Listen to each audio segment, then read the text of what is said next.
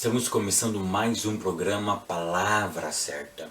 E o texto para nossa reflexão de hoje se encontra no Evangelho de Mateus, no capítulo de número 6 e no verso de número 9, que diz assim: Portanto, vós orarei assim, Pai Nosso.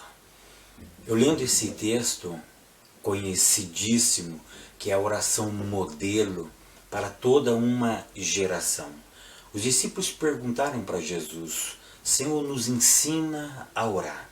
Então o Senhor Jesus, ele coloca uma oração como modelo.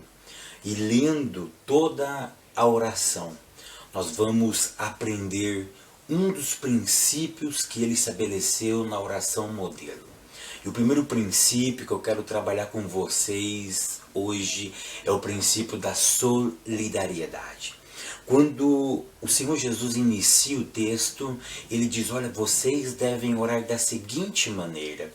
E parece que eu ouço os discípulos perguntando para ele: mas como nós devemos orar? Fala assim: olha, quando vocês forem orar, vocês devem esquecer um pouco de vocês e vocês devem pensar no outro.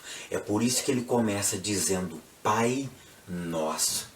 O Senhor Jesus, ele quebra a individualidade e ele exalta a solidariedade.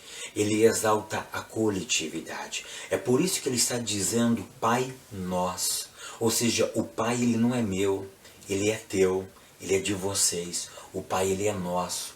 E esse mesmo Pai que cuida de mim, ele cuida de vocês que estão me ouvindo nessa mensagem. E o Senhor Jesus, então, ele exalta o que? A coletividade. Ou seja, quando eu vou pedir, eu devo pedir para o outro também. Nós estamos vivendo num momento tão conturbado. Nós estamos vivendo num momento de tanto individualismo. Que esse texto é um convite para nós pensarmos no outro. É por isso que ele diz que o Pai, ele não é meu, ele é nosso.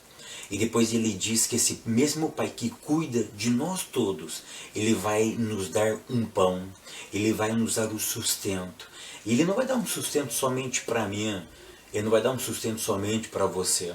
É por isso que no verso de número 11, o texto diz: o pão nosso. O pão não é meu, ele não é teu, ele é nosso. Ou seja, esse mesmo Pai coletivo, ele dá pão coletivamente, ele não é individualista. Esse texto, ele ressalta a coletividade. Então a palavra certa de hoje é: quando você for pedir alguma coisa, pensa no seu próximo, inclua ele no seu pedido, inclua ele na sua vontade, inclua ele nas suas orações. Pense um pouquinho mais nele. Vamos esvaziar um pouquinho de nós e vamos se lembrar que a coletividade, ela é importante, porque o Pai, ele não é meu. O pão, ele não é somente meu.